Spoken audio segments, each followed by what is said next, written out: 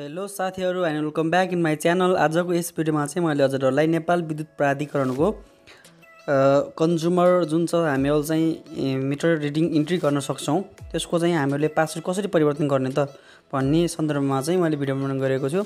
जसको लागि चाहिँ हजुरहरुले नेपाल इलेक्ट्रिसिटी अथोरिटीको एप्लिकेसन डाउनलोड गर्नुपर्ने हुन्छ। यो जस्तै हजुरले गर्नुभएको छैन भनेपछि गर्नु होला, अथवा हामीहरु चाहिँ साइटमा गएर पनि गर्न सक्छौं।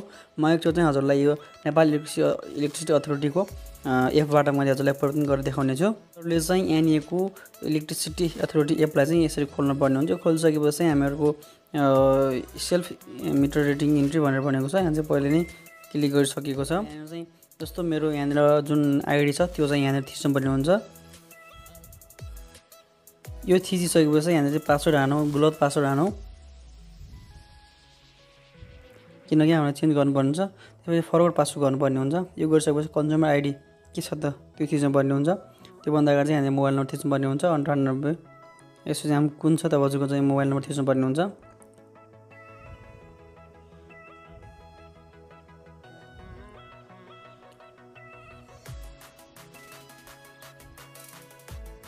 त्यो थिचिसकेपछि हजुरले चाहिँ यहाँ कन्ज्युमर आईडी थिच्नु पर्ने हुन्छ। त्यसपछि कन्ज्युमर नम्बर,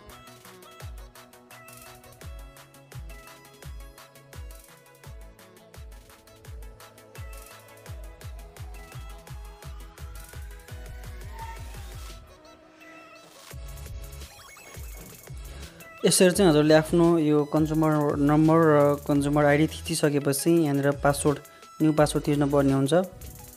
जस्तो मैले चाहिँ राख्न गएको छु यहाँनिर चाहिँ।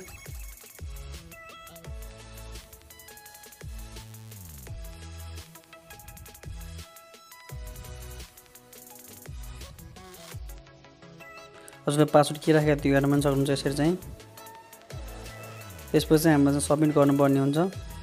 सिलेक्ट डिसिएस भनेको चाहिँ हामी चाहिँ हाम्रो कुन छ डिस्ट्रिब्युसन कन्ज्युमर सर्भिस कुन ठाउँ छ त्यहाँ चाहिँ सिलेक्ट गर्नुपर्ने हुन्छ। हाम्रो चाहिँ दाङ तुलसीपुर हो।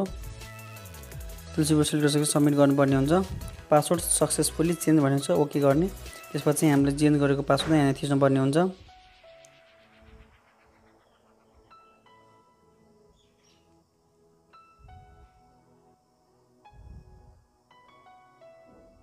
यसै चाहिँ लगइन सक्सेसफुली भइहाल्छ। त्यसपछि यहाँ चाहिँ एड मिटर रिडिङमा गएर चाहिँ हामीहरुले मिटर रिडिङ इन्ट्री गर्न सक्छौं।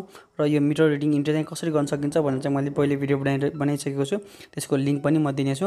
यसरी चाहिँ हामीले हाम्रो आफ्नै मोबाइलमा एन्ड्रोइड एपबाट चाहिँ यसरी परिवर्तन गर्न सक्छौं। र हामीहरुले अर्को तरिका छ जुन चाहिँ साइटमा गएर चाहिँ हामीले परिवर्तन गर्न सक्छौं।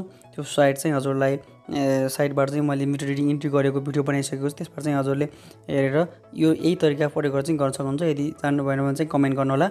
र यो भिडियो कस्तो लाग्यो हजुरलाई मन पर्यो भने चाहिँ लाइक, कमेन्ट, शेयर र सब्स्क्राइब गर्नु होला। भन्दै यो भिडियो टुङ्गाउँछु र अर्को भिडियोमा लिएर छिट्टै आउने छु। त्यसको लागि चाहिँ यो मेरो भिडियोलाई चाहिँ भरपुर मात्रामा